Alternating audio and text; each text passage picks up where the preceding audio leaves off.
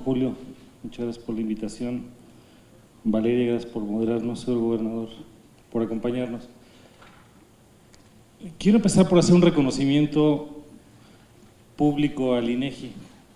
Tiene reconocimiento y credibilidad de talla mundial y es un proceso de varias administraciones y de varias generaciones de personas que han hecho esto posible. Ninguna institución trasciende más allá de las personas que le dan vida. Y aquí hay personas del órgano de gobierno, de los cuadros técnicos, que merecen un gran reconocimiento. También debo subrayar que a mí me invitaron a este evento cuando era senador, no para la función que tengo ahora como diputado federal. Y probablemente porque una de mis obsesiones en la vida ha sido la autonomía. Me tocó construir la autonomía de la Universidad de Guanajuato como institución pública, me tocó como gobernador construir varias autonomías, como director del CONACYT fui usuario del INEGI y en el Senado construimos la autonomía de varios órganos constitucionales en otras partes gubernamentales y tuvimos la oportunidad de acompañar estos procesos de una u otra manera. ¿Cuáles son los retos? Quiero empezar por una apreciación personal de cuáles son los retos del país. El país tiene 4 grandes cánceres y tienen que ser medidos. El primero, el cáncer más profundo, es la pérdida de los valores, la pérdida del alma y la quiebra de las instituciones, la pérdida de la confianza. Y eso como país tenemos que medirlo y tenemos que reconocerlo. Segundo cáncer, el más crónico, es la pobreza y la desigualdad, y encontrar mejores modelos de desarrollo económico que atiendan a estas mediciones: educación, salud, vivienda, ingreso, agua, servicios básicos, conectividad, lo que ustedes conocen mejor que nosotros. Tercero, el cáncer más grave, que es la violencia y la inseguridad.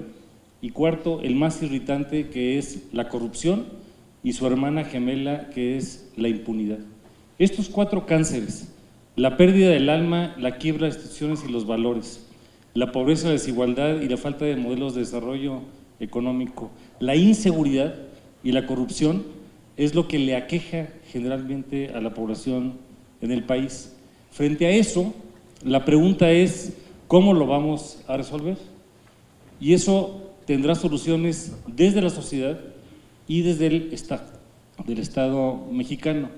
Por ejemplo, en experiencias recientes, en el mundo del Congreso, clasificábamos las tareas en 4. 1, lo que debe ser legislación; 2, política pública; 3, rediseño institucional; y 4, aspectos de carácter presupuestal.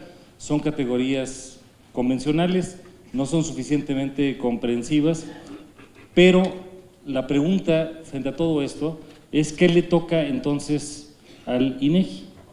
Y el INEGI, que es esta institución a la que hoy estamos recordando sus 10 años de autonomía, parte en abril del 2006 con el cambio a la Carta Magna, luego en 2008 con la Ley del Sistema Nacional de Información Estadística, y sin duda que parte de los retos en todo esto es poder suministrar la información que se hace de manera ordinaria con mucha diligencia, información de calidad, con pertinencia, con veracidad y con oportunidad, y que pueda servir para ayudar a los temas que acabamos de comentar. Y en esto, el INEGI siempre tendrá como reto ser un referente para el Estado con mayúscula y para la propia sociedad. Lo digo con mucho respeto, habiendo tanta información y en los cargos públicos que he podido tener como rector, como gobernador, como director de CONACYT, como senador de la República y ahora como diputado federal, me pregunto, ¿esa información en qué me servía? ¿Cómo es que podemos potenciarla de mejor manera? Y evidentemente que ahí quedan muchos retos. Y lo digo frente a la transformación que tendremos en el Poder Ejecutivo, que uno de los retos, sin duda, va a ser consolidar la propia autonomía. Cuando digo consolidar, es porque la autonomía no es un capricho, no es una isla, no es algo que se le da al INEGI de manera casual, es porque en el equilibrio republicano necesitamos tener cierto sentido de responsabilidad de las funciones del Estado. Y la palabra responsabilidad viene de dar respuesta a las cosas. Y algo de los atributos más importantes que el INEGI ha construido tiene que ver con la confianza. Y la palabra confianza viene a depositar mi fe en algo. ¿Cuánto vale la verdad en este país? ¿Cuánto vale la credibilidad de la autoridad al tomar decisiones? ¿Cuánto vale la capacidad de interlocución? Y en esto, los que hacen políticas públicas son demandantes de información, tienen que estar cerca del INEGI para ver cómo es que todo esto puede desenvolverse de mejor manera. La autonomía no es ajena al Estado, se ejerce dentro de un marco jurídico con competencias claras y además, como la propia etimología lo sugiere, viene de autos propio y de nomos norma, la capacidad de regirnos a nosotros mismos. En todos los gobiernos siempre hay la tentación de atentar contra la autonomía de estas instituciones. Y si algo va a marcar el próximo sexenio del Ejecutivo Federal, es el tiempo de los contrapesos republicanos. Yo platicaba hace unos meses con un rector canadiense y me decía de los factores de incertidumbre en el país y no se explicaba por qué teníamos tantas preocupaciones. Más allá de partidos e ideologías, hay varias características que en México tenemos que permear para poder subrayar el mejor diseño del futuro. Primero, necesitamos Estado de Derecho y no Estado de chueco. Y hoy no tenemos Estado de Derecho reconocido por todas las personas. Segundo, necesitamos contrapesos republicanos. Y esos contrapesos republicanos van a venir del medio universitario, de los órganos autónomos, del Congreso de la Unión, de los ciudadanos gobernadores, de los congresos locales, porque esta entelequia de jerarquía esquizofrénica de que el municipio es menos que el Estado y el Estado es más que la Federación, no puede ser. Son estructuras en donde hay facultades exclusivas, facultades concurrentes y facultades coordinadas. Perdón, el ejemplo, cuando fui gobernador de Guanajuato, yo jamás vi al presidente de la República como mi jefe. Sí era el jefe de Estado, pero no era mi superior, porque yo era el jefe del Estado de la entidad federativa denominada Guanajuato. Entonces necesitamos los contrapesos de carácter republicano. Y finalmente, va a ser el gran tiempo de las propias instituciones para que las sociedades pongan su vocación y puedan decir, aquí estamos presentes. En todo el quehacer público hay que hacer 3 ejercicios: diagnóstico, pronóstico y tratamiento. Y si no partimos del diagnóstico, vamos a tener confusiones en los siguientes 2 puntos. Por lo tanto, algo que sí es muy importante es subrayar varios retos a futuro. El primero es educar a la sociedad y a los poderes públicos a la información que existe y para qué puede servir. En muchas ocasiones, y perdón que lo exprese, una reunión de malinformados es un gran reparto de ignorancia. Y hemos estado en muchos lugares en donde lo que sobra es la adivinanza y la confusión y no la información dura. Entonces necesitamos generar esos espacios para que la información fluya. Por otra parte, se necesitan más espacios de coordinación entre municipio, estado y federación, sociedad y poderes públicos, para que la información realmente pueda servir y se tenga de manera colaborativa. Voy a poner un ejemplo y no generalizo. Siendo gobernador, la encuesta de empleo que se hacía para Guanajuato captaba no los 46 municipios, sino solamente una parte. ¿Esa información sirve? Sí. ¿Es suficiente? No. Porque la lógica o la ilógica de un lugar como Guanajuato, que tiene 15 ciudades medias y que tiene 15 sectores de la economía, mediante la encuesta de empleo no alcanza a servir lo suficiente. Y entonces, por ejemplo, en Guanajuato lo que hicimos es crear un instituto equivalente como un INEGI pequeño para complementar, pero el riesgo es que bajo esta frase que le atribuyen a Israel y de que hay tres tipos de mentiras, las pequeñas, las grandes y las estadísticas, a veces estábamos un poco más en la competencia de lo que generábamos como información y cómo se podía determinar. El otro problema que tenemos es que hay mucha información, pero no sabemos discriminar y no sabemos dar el mejor uso a esta información. Entonces, cuando hay excesos acríticos, aleatorios, asistemáticos de información, las tareas en realidad no pueden servir. Entonces, la información debe de socializarse más y debemos de educar a quien genera políticas públicas y a quien decide para tomar las mejores decisiones. Por ejemplo, el país, ya me pasé 1 minuto 49 segundos, pero el país tiene como 2.457 municipios. Oaxaca solo tiene 570. De estos, aproximadamente 315 se rigen por usos y costumbres.